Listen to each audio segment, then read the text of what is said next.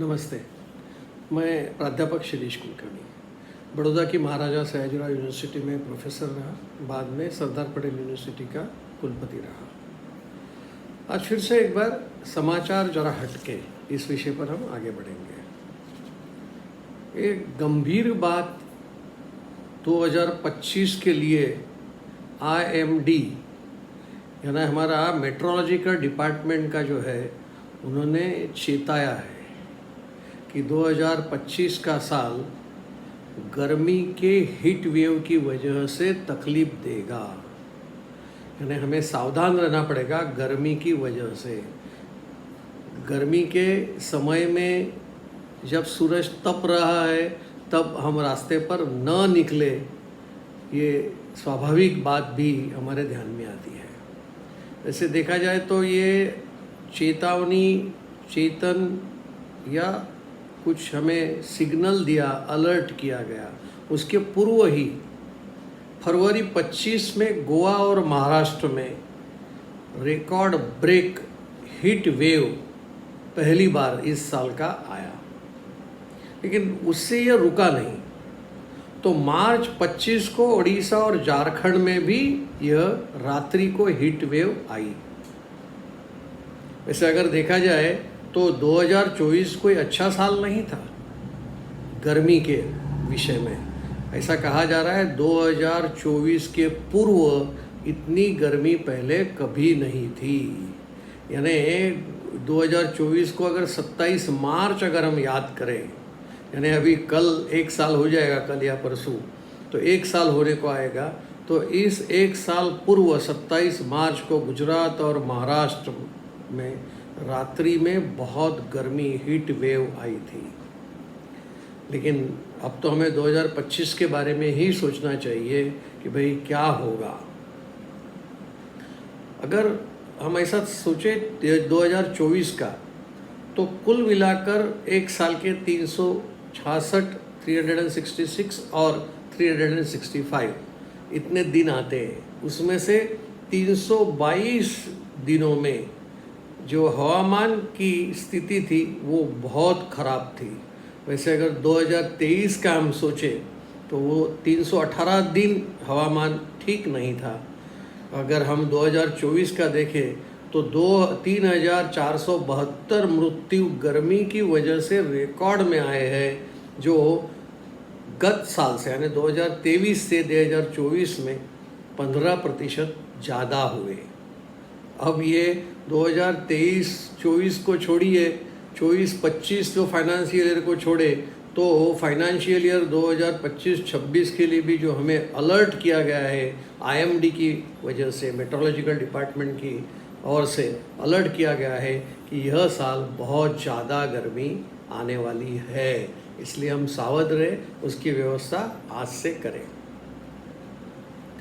एक समाचार, जो कर्मचारी सरकार के, केंद्र या राज्य के,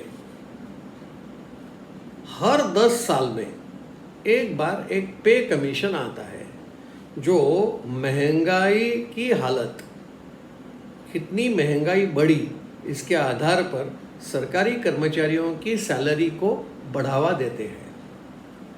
वैसे देखा जाए तो 5वां पे कमीशन जो था वो 1996 में हुआ, 6वां पे कमीशन 2006 में हुआ और 7वां 2016 में हुआ। यानी अभी बराबर 10 साल 2026 में पूरे होने वाले हैं।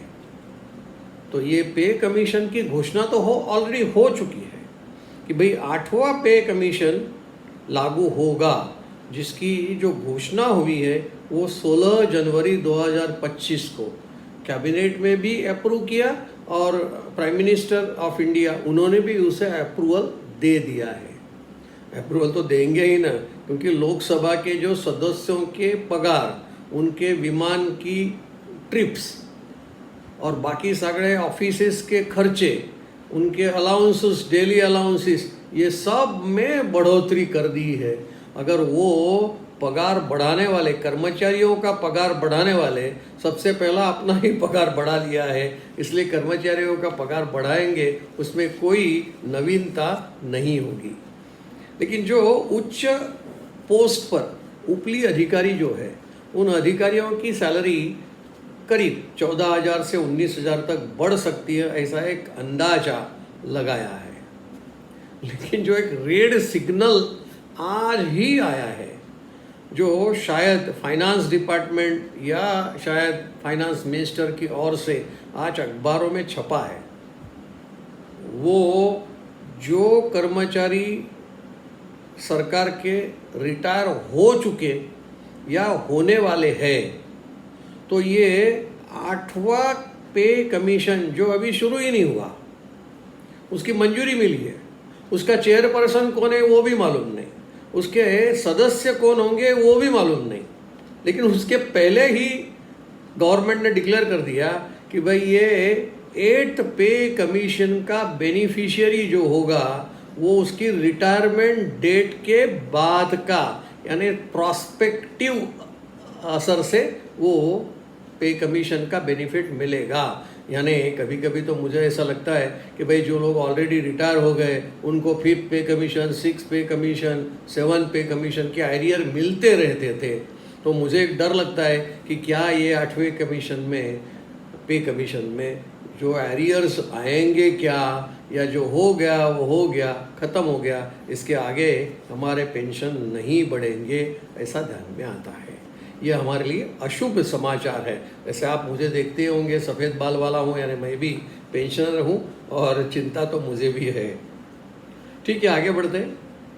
जोमेटो और स्विगी को हम बहुत अच्छी तरह से जानते हैं। सबसे पहले इन्होंने फूड डिलीवरी का काम शुरू किया।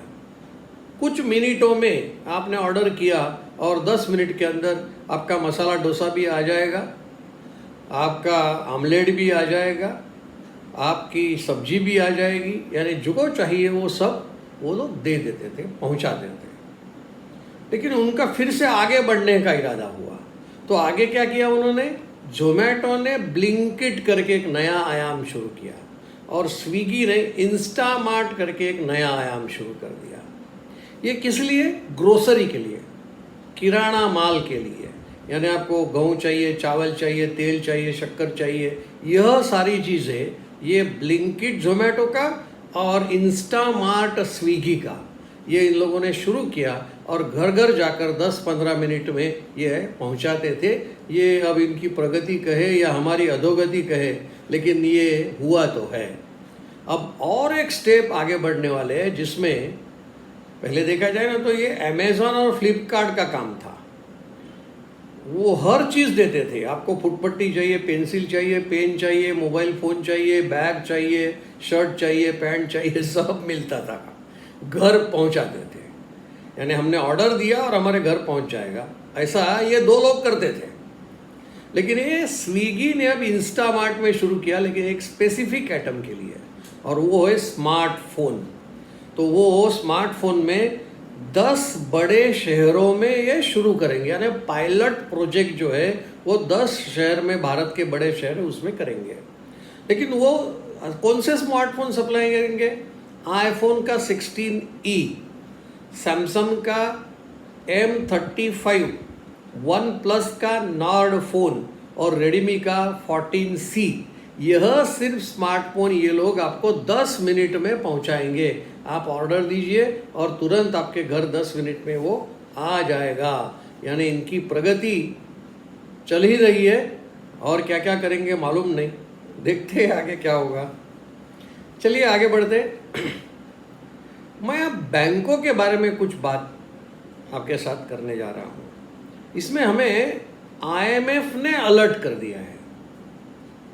हमारी जो सिक्योरिटी क्रेडिट की जो है, वो सिक्योरिटी मैनेजमेंट उसका ठीक रहे, इसलिए उन्होंने कहा है कि भाई क्रेडिट रिस्क मैनेजमेंट के लिए आप लोगों को इंटरनेशनल स्टैंडर्ड्स को अपनाना चाहिए। कौन से इंटरनेशनल स्टैंडर्ड्स? शायद हम जानते हैं, भारत में पहले अकाउंटिंग स्टैंडर्ड AS रहता था, उसके बाद में IFRS जो विश्व में आया, उसका कन्वर्जन हुआ भारत में और उसे कहा गया IND AS, Indian accounting standard. अपनी परिस्थितियों के आधार पर इंस्टीट्यूट ऑफ चार्टर्ड अकाउंटेंट ने ये तैयार किए और उसको लागू भी कर दिए।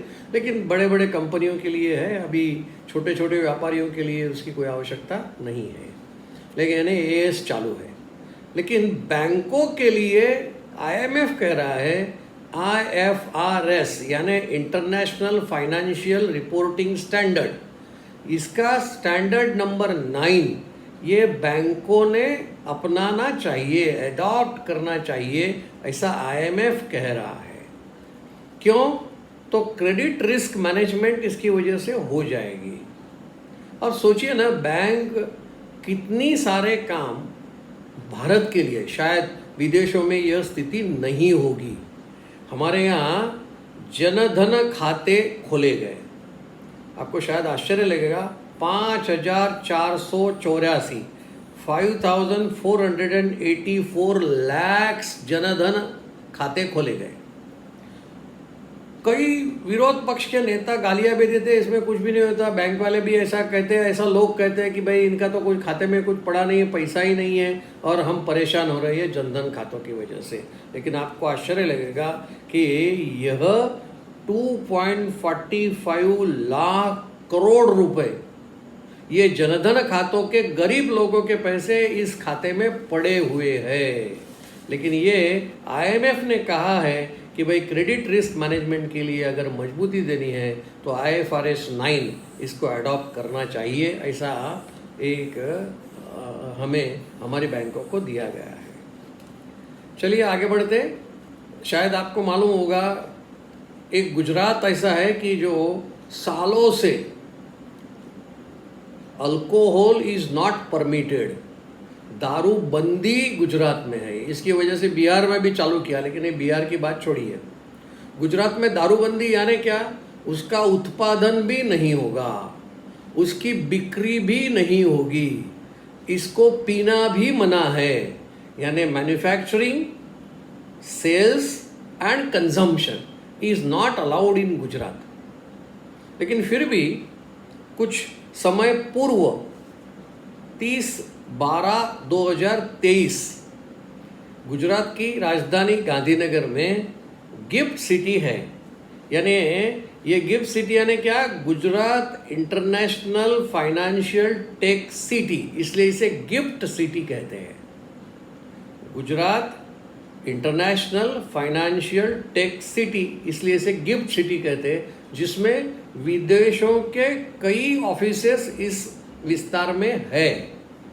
इसलिए यह विदेशी आने वाले लोग, उनको दारू चाहिए, अल्कोहल चाहिए, वो पीते ही है, उनको आदत है, क्योंकि वो ठंडे प्रदेशों में से रहते हैं, इसलिए अल्कोहल का कंजम्पशन करते हैं।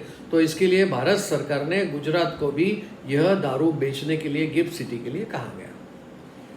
अब उसका रिजल्ट क्या आया?